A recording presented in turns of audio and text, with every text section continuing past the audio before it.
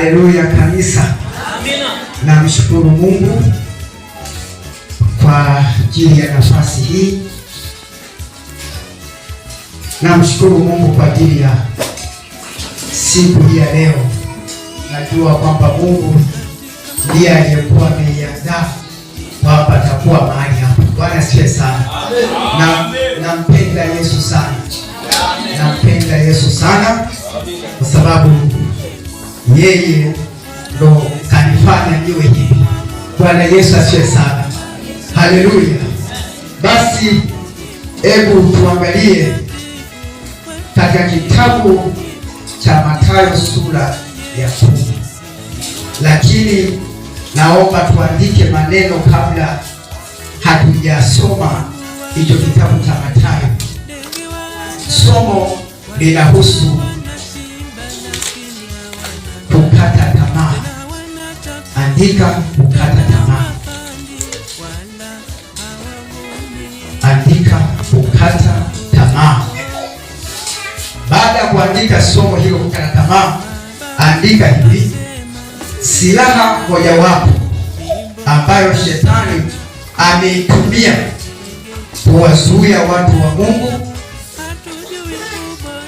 katika maisha ya ushindi na kufanya kazi ya Mungu ni kukata tamaa.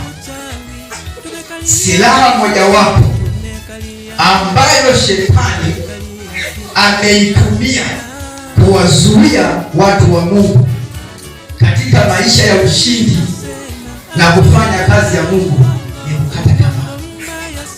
Bwana Yesu asifiwe sana. Bwana asifiwe sana. Silaha shetani, silaha yake kubwa anayeitumia kuwafanya watu wasiishi maisha ya ushindi au wasifanye kazi ya Mungu kwa ushindi, silaha yake anaitumia ni kukata tamaa. Anamfanya mtu yule akate tamaa. Bwana Yesu asifiwe sana. Lakini andika hivi: Yesu ametuokoa tuishi maisha ya ushindi. Yesu ametuokoa tuishi maisha ya ushindi. Hajatuokoa tushindwe. Ndio maana yeye alipotuokoa, alipomaliza kazi yake, akapaa kaenda mbinguni. Alipopaa kaenda mbinguni, akaacha neno lake ambalo hilo neno hakuna atakayelibadilisha. Bwana Yesu asifiwe sana. Na hilo neno ndio linatupa ushindi. Hebu naomba aliyepata Mathayo sura ya 10 mstari ule wa kwanza, naomba aliyepata asome. Yesu ametuokoa tuishi maisha ya ushindi. Mathayo sura ya 10 mstari wa kwanza. Amen. Mathayo sura ya 10 mstari wa kwanza. Akawaita wanafunzi wake 12, akawapa amri juu ya pepo wachafu wawatoe na kupoza magonjwa yote na wa kila aina. Bwana Yesu asifiwe sana. Akawaita wanafunzi wake 12, akawapa amri juu ya pepo wachafu wawatoe. Wafanye nini? Wawatoe na kupoza magonjwa yote na udhaifu wa kila aina. Yesu akawapa wanafunzi amri juu ya pepo na kupoza magonjwa yote, sio baadhi ya magonjwa. Unajua kuna watu wengine wanakuwa wanasema huu ugonjwa naona hapana, kwa maombi naona haiwezekani.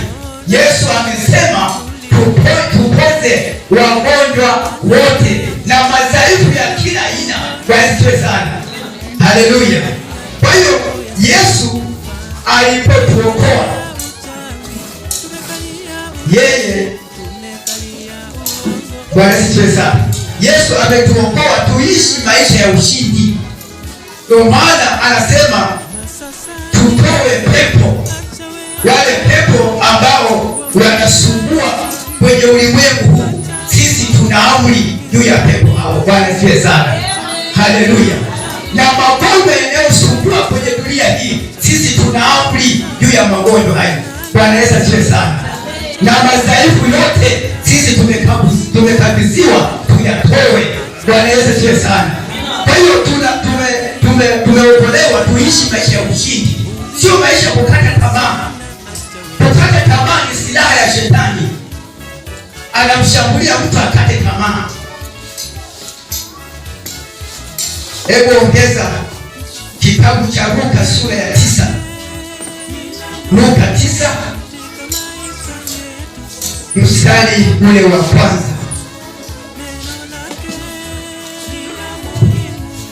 Luka 9 mstari wa kwanza. Akawaita wale tenashia, akawapa uwezo na mamlaka juu ya pepo wote na kuponya maradhi. Bwana Yesu asifiwe sana.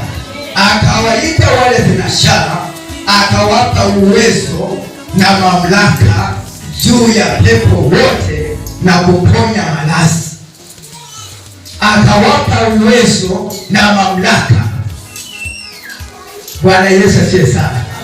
Unajua, nilipookoka nikaanza kujifunza maneno haya ya Yesu kwamba mimi niliokuwa na nyanyaswa, niliokuwa na kandamizwa, niliokuwa na teswa na waganga wa kienyeji na wasujudia, leo hii nimepewa na mimi mamlaka na uwezo wa kutoa pepo. Yani nikamshangilia Bwana. Haleluya sana.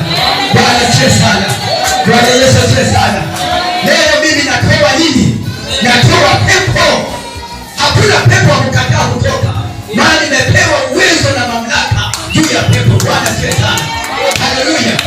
Kwa hiyo hakuna pepo wa kukataa kutoka mbele yako, lazima tatoka. Bwana asifiwe sana. Nimepewa mamlaka na ninaishi kwa ushindi kwa sababu nimepewa nini? Mamlaka kwenye dunia hii, kwenye dunia hii ya waovu, kwenye dunia hii ya shetani anayetangaza vita ya jamii, lakini tumepewa mamlaka kanisa. Bwana asifiwe sana. Kwa hiyo tunaishi kwa ushindi, wala sio kwa hofu, wala sio kwa kukata tamaa. Amesema na magonjwa yote na madhaifu ya kila mtu. Hakuna ugonjwa kubakia. Ujue tuwe mwenye imani yako, unajua kila kitu kinaenda sawa na imani yako. Vile unavyoamini ndivyo utakavyoishi. Hivyo unavyoamini ndivyo itakavyokuwa. Bwana Yesu asifiwe sana. Ndio maana Mungu anapomwokoa mtu anamuimarisha. Yesu akasema na wapeni uwezo na mamlaka. Bwana Yesu asifiwe sana. Tumepewa uwezo na nini? Na mamlaka. Alafu bado Yesu akasema mtapokea nguvu za Roho Mtakatifu. Bwana Yesu asifiwe sana. Bado mimi naimarishwa tu kwenye dunia hii. Nini kinachofanya nikate tamaa kumtumikia Mungu? Nini kinachofanya nikate tamaa? Maana nimepewa uwezo, nimepewa mamlaka na nimepewa na Roho Mtakatifu. Haleluya. Bwana Yesu asifiwe sana. Haleluya. Na nikwambie kwamba Roho Mtakatifu sio kwa ajili ya kunena tu. Roho Mtakatifu kazi yake kubwa ni kubadilisha ule ubinadamu. Ule ubinadamu lazima Roho Mtakatifu anapoingia anabadilisha ule ubinadamu wa kawaida. Ule mtazamo wa kibinadamu unaondoka, unakuwa na mtazamo wa kimungu. Haleluya. Bwana asifiwe sana. Unaanza kuona kama Mungu anavyotaka, unaanza kutembea kama Mungu anavyotaka, unaanza kusema kama Mungu anavyotaka, maana Roho Mtakatifu anabadilisha. Sio kunena kwa lugha tu, anabadilisha ule ubinadamu. Kama ulikuwa na hofu, utakuwa na hofu tena. Zamani kabla sijaokoka nilikuwa nikiwa kuwepo hapa, usiku kiingia siwezi kwenda mlimani. Nilikuwa naogopa kwenye makaburi ya pale, kwenye kaburi fulani angaza sana kwamba nipo ni kaburi la marehemu Kitumula. Sasa tulikuwa hatubuki. Yaani usiku kiingia hatubuki hapa. Inabidi ujibane tulale huko kuwepo asubuhi kwa nini? Lakini nilipookoka tunatembea usiku wa manane kwenye mikesha Msololo wapi, tukimaliza tunarudi mlimani. Maana tayari tunayo nguvu na mamlaka. Haleluya. Bwana Yesu asifiwe sana. Bwana asifiwe sana. Kwa hiyo Roho Mtakatifu kazi kutoa ule ubinadamu wa kawaida ili tuwe kama Mungu, yale mamlaka yafanye kazi. Tuanze kuona kama Mungu. Hebu soma Wafalme wa Pili sura ya Wafalme wa Pili sura ya 6. Tuangalie jinsi tunavyoweza kubadilishwa tukaanza kuona kama Mungu. Wafalme wa Pili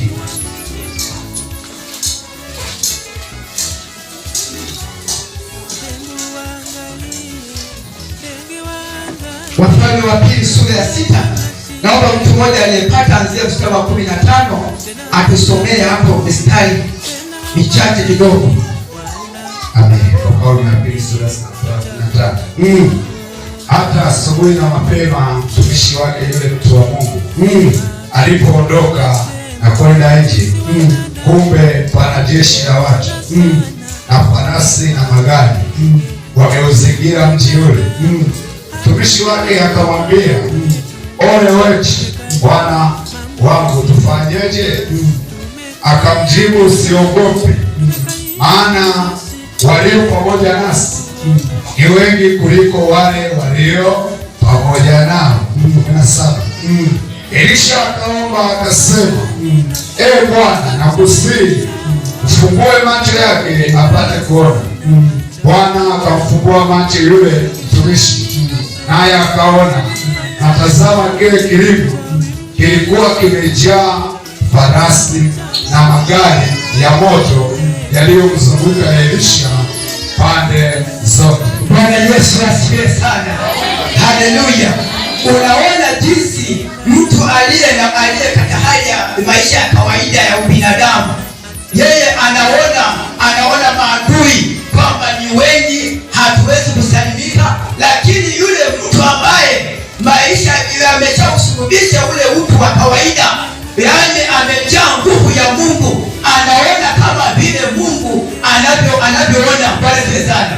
Maana ukiwa na nguvu ya Mungu, hata muono wako utakuwa unaona kimungu. Wakati watu wanaona magumu, wewe unaona ushindi. Watu wanaona haiwezekani, wewe unaona inawezekana. Bwana Yesu asifiwe sana. Haleluya. Sasa mtumishi wa Elisha akaona majeshi, anasema ole wangu, watu ambao hawana Roho Mtakatifu, yaani wepesi kukata tamaa, wepesi kulalamika, wepesi kuhamalika na hamalika. Jamani, mimi tafanyaje? Hata kiugua kidogo tu, jamani, ugonjwa huu mimi sitafanyaje? Ugonjwa huu, unaona? Na ukianza kuhamalika, ule ugonjwa unaanza kuhuruma kwamba wewe hutapona, hutapona. Kwa hiyo hata kama wanakuombea wewe, unajua hautafanya nini, maana tayari ule ugonjwa umeshakutikisa. Lakini Elisha mtumishi wa Mungu, Bwana Yesu asifiwe sana, akamwambia hivi, usiogope, walio upande wetu ni wengi kuliko hao. Haleluya. Bwana Yesu asifiwe sana. Usiogope mtumishi wa Mungu, maana maadamu umekuja kwa Yesu, ile shida ulikuwa unasumbuliwa haitakuwepo tena. Kama unaona ulikuwa na kitu kinataka kukatisha tamaa, unataka tamaa au umekata tamaa, na kuambia hivi, hizo ni silaha za shetani. Kuambia kuanzia sasa sitakata tamaa tena, kumbe upande wangu lipo jeshi. Haleluya. Haleluya. Lipo jeshi linanipigania, na hata hapo nitakata tamaa ninavuka. Haleluya. Hata kama kuna ugonjwa unatikisa, unaunguruma, Yesu amesema tumepewa mamlaka. Tumepewa nini? Mamlaka ya kutoa magonjwa na madhaifu ya kila mtu. Kwa hiyo lazima ugonjwa ueleze, lazima ugonjwa faidi. Bwana tusaidie sana. Haleluya. Unajua nilikuwa nakwambia, unaweza kusema kwamba huyo hajapitia tu majaribu ndio maana anasema namna hiyo. Nakwambia yapo majaribu yanaunguruma mpaka unaweza kusema kwamba anafanyaje. Lakini inabidi utulie kwenye neno la nani? Utulie kwenye neno la nani? Acha kutanguliza kukata tamaa. Hebu tuangalie kidogo mbele. Mbele kidogo. Bwana asifiwe sana. Andika hivi, tunaposoma Biblia tunakutana mara kwa mara na watumishi wa Mungu ambao walikuwa na nguvu nyingi katika utumishi wao, lakini mara moja waliishiwa nguvu. Tunaposoma Biblia tunakutana mara kwa mara na watumishi wa Mungu ambao walikuwa na nguvu nyingi katika utumishi wao, lakini mara moja walishiwa nguvu. Walishiwa nguvu wanapoitikia wanapoitikia mwito wa shetani wa kukata tamaa, wanapoitikia mwito wa shetani wa kukata tamaa, mtumishi wa Mungu alikuwa na nguvu ya Mungu vizuri, alikuwa mwimbaji vizuri, alikuwa muombaji vizuri, lakini nafikia kipindi anasikia sauti zingine zinaanza kuja, anapiga kipindi akata tamaa. Mnaona mwimbaji haonekani kwenye kuimba, mnaona huko kwenye maombi haonekani, mnaona mtumishi wa Mungu mwingine atakata tamaa. Haya yote ni kwa sababu umeruhusu wewe kusikiliza wito wa shetani wa kukata tamaa. Maana shetani silaha yake ni kukata tamaa. Ukate tamaa. Andika hivi, kukata tamaa maana yake nini katika maisha ya watu wa Mungu? Kukata tamaa maana yake nini katika maisha ya watu wa Mungu? Andika hivi, ni wakati mtu wa Mungu anapokubali kusikiliza nafsi yake vile inavyomshauri apate kuifuata kuliko kulifuata neno la Mungu. Kukata tamaa ni wakati mtu wa Mungu anapokubali kuisikiliza nafsi yake vile inavyomshauri apate kuifuata kuliko kulifuata neno la Mungu. Unaanza kusikiliza mawazo yako, haikuwa maamuzi unayochukua. Je, neno la Mungu linasema hivyo? Maamuzi unapokata tamaa, inafika kipindi mtu anakata tamaa kwamba nimeomba sana, mimi naona hamna, labda Mungu alishaniona huyu wa hivi. Unakata tamaa.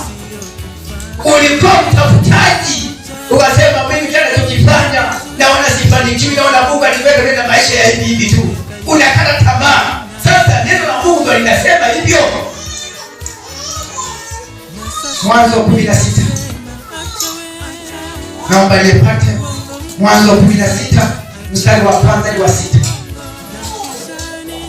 Ni wakati mtu wa Mungu anapokubali kusikiliza nafsi yake vile inavyomshauri apate kuifuata kuliko kufuata neno la Mungu.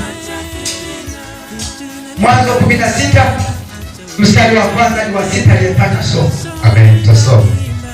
Basi Sarai mkewe Abrahamu akumzalia mwana, naye alikuwa na mjakazi Misri jina lake Haji. Sarai akamwambia Abrahamu, basi sasa Bwana amenifunga tumbo nisizai, umwingilie mjakazi wangu, labda nitapata uzao kwa yeye. Abrahamu akasikiliza sauti ya Sarai. Mstari wa 3. Sarai mkewe Abrahamu akamtoa Hajiri Misri mjakazi wake. Baada ya kukaa Abrahamu katika nchi ya Kanaani miaka 10, akampa Abrahamu mmewe awe mkewe. Basi akamwingilia Hajiri, naye akapata mimba. Naye alipoona ya kwamba amepata mimba, bibi yake alikuwa duni machoni pake. Sarai akamwambia Abrahamu, ubaya ulionipata na uwe juu yako, nimekupa mjakazi wangu kifuani mwako. Naye alipoona kwamba amepata mimba, mimi nimekuwa duni machoni pake, Bwana na ahukumu kati ya mimi na wewe. Naye Abrahamu akamwambia Sarai, tazama mjakazi wako yu mkononi mwako, mtendee lililo jema machoni pako. Sarai akamtesa, naye akakimbia kutoka mbele yake. Bwana Yesu asifiwe sana. Unaona habari za huyu Sarai ilifika kipindi hakana tamaa. Haya anayoyafanya sio kwamba ndio Mungu alikuwa amemwagiza afanye hivyo. Mungu hakumwambia afanye hiyo njia. Hiyo njia ilikuwa ni ya mawazo yake, ameamua atumie njia hiyo, sio njia ya Mungu. Maana mtu akishafika kipindi anaona hili jaribu limekuwa zito, labda nikifanya hivi itakuwa nafuu. Na kuambia hivi, ukifanya kinyume na Mungu hakuna unafuu, badala yake unaongeza tatizo lingine. Bwana Yesu asifiwe sana. Unaongeza tatizo lingine. Sarai alipoamua kumpa Ibrahimu yule mwanamke alimpa, lakini alipokuwa anampa sio kwamba ndio atatua tatizo, aliongeza tatizo. Kale kamama kalipobeba mimba kakawa kabosi kanamlingia Sarai. Unaona? Kakawa kanamlingia nani? Sasa alikuwa ametatua tatizo, ameongeza tatizo lingine. Bwana asifiwe sana. Mpaka leo. Kwa hiyo unaweza kuchukua ukakata tamaa, ukaamua kufanya jambo fulani, ile jambo sio kwamba ndio linatatua tatizo. Kumbe unaongeza nini? Tatizo. Bwana tusaidie.